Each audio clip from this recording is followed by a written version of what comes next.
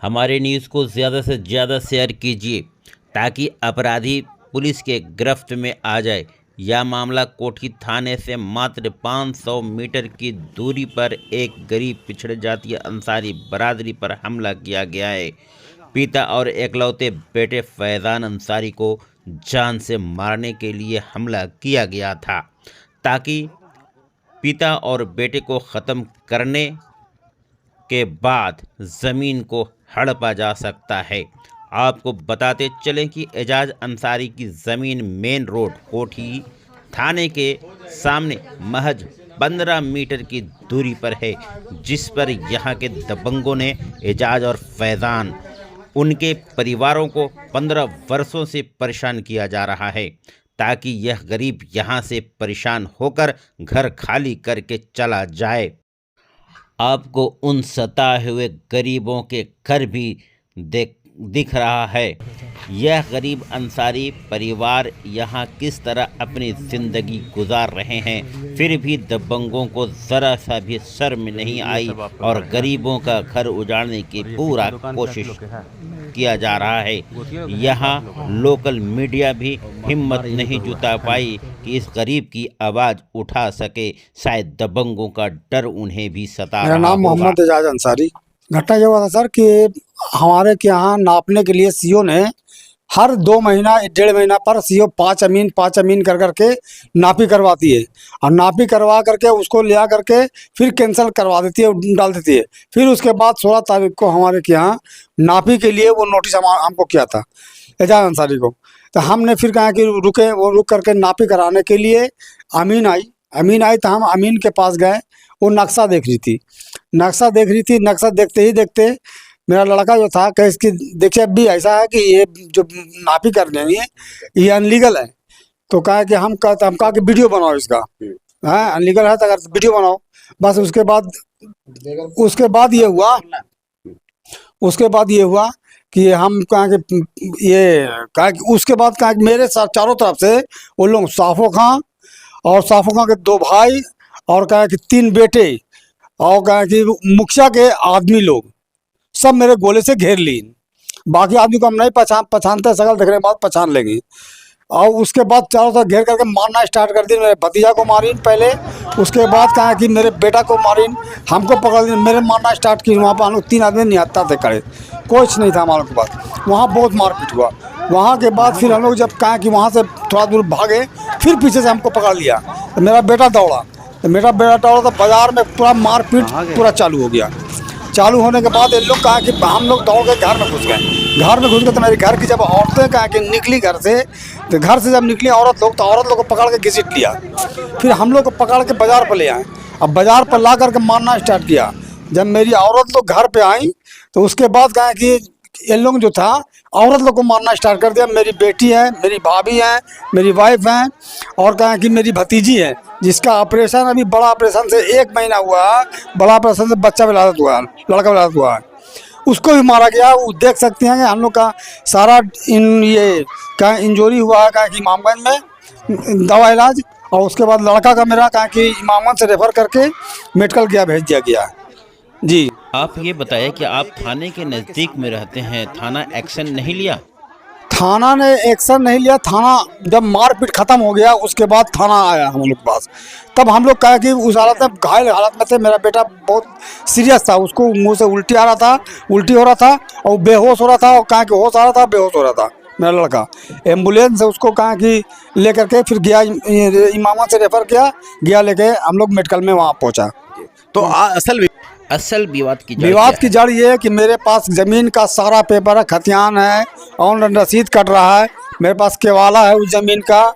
और हम लोग एक आदमी उसमें नहीं है, 5 पार्टनर हैं ज़मीन में और सारा चीज़ मेरे पास ओके, कोई दिक्कत नहीं, कहीं पर से पेपर में ये नहीं है। इन लोग मुखिया का कहा कि सारा लोग ये चाह रहा है कि इसको कैसे परेशान करके, ये अंसारी है, इसको परेशान कर दिया जाए। परेशान करके इसकी ज़मीन को हड़प करके और वहाँ पर हम पेट्रोल पंप खोल लें।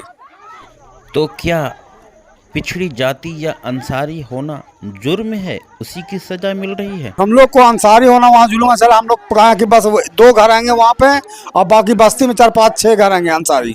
हम लोग कहा कि किस तरह से 15 साल से जी रहे हैं वो हम लोग जानते हैं। हम लोग बड़ा अफसर एसपी के पास नहीं पहुँच रहे हैं सर, इसलिए कि हमको डर है कि रास्ता में लोग आदमी लगाया हुआ छेक के मारेगा। अब बोला कि कोर्ट कचहरी या थाना में या कहीं भी अगर गए तो हम तुम लोग को जान मार देंगे, ये मेरा वादा है कि मरवा देंगे। किसने बोला? जी ये साफो खां के भाई ये लोग बोल रहे हैं जी कि वहाँ से निकले के बाद और कहा कि मेरा पूरा पीछा आदमी कर रहा। हम लोग डर से कहा कि एसपी साहब बड़े साहब के पास नहीं पहुँच पा रहे हैं। आपका बेटा भी मौजूद है और उससे पर भी उल्टा एफआईआर कर दिया गया है।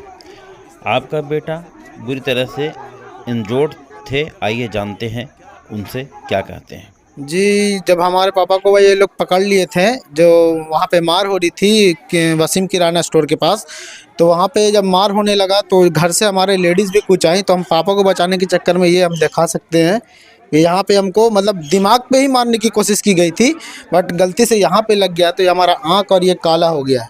ठीक है, और क्या बोलते हैं, जो हमारी नीतीश कुमार सरकार नारा देती है कि बेटी बचाओ और बेटी पढ़ाओ, तो बेटी को इस तरीके से मार हो रहा है तो सरकार कहाँ है? गया के जो एसपी एसएसपी साहब लोग हैं, इनकी गिरफ्तारी क्यों नहीं हो रही है? हम एक युवा होके ये मांग कर रहे हैं सरकार से कि अभी तक ये इन लोगों की गिरफ्तारी क्यों नहीं हो रही है। जी, उल्टा आप लोग के ऊपर एफआईआर दर्ज कर दी जी, गई एक है। स्टूडेंट लाइफ के लोग हैं, हमारी लाइफ को ख़राब करने की कोशिश किया जा रहा है जी। और क्या बोलते हैं, इस पे हम लोग को उल्टा एफआईआर किया गया है कि हम लोग पिस्टल की नोक से मारे हैं इनको। जस्ट लड़ाई से पहले का एफआईआर है, तो मैं इनको बता दूं कि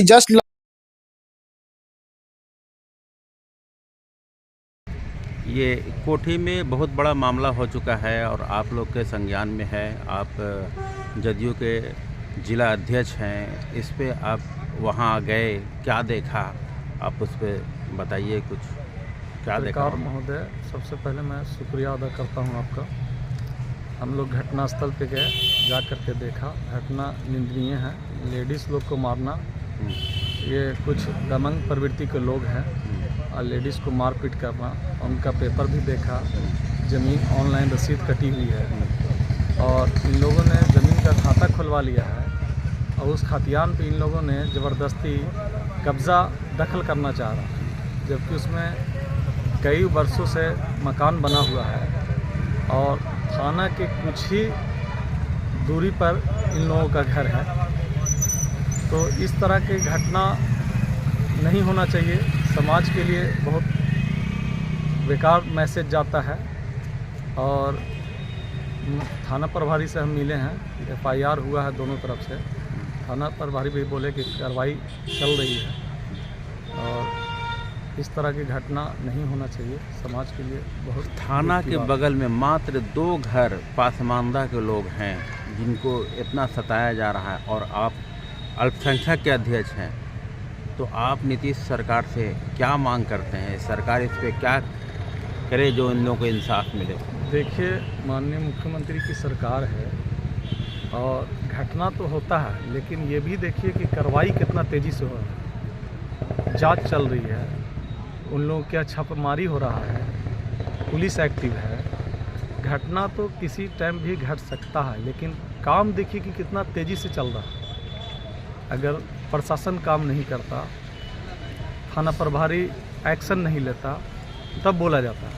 लेकिन थाना प्रभारी गए, एफआईआर भी किए हैं, मतलब धरपकड़ भी हो रहा है, थाना प्रभारी छापा भी मार रहे हैं उन लोगों के घर पे। कार्रवाई तेज़ी से चल रही है। सर, यही तो नहीं हो रहा है।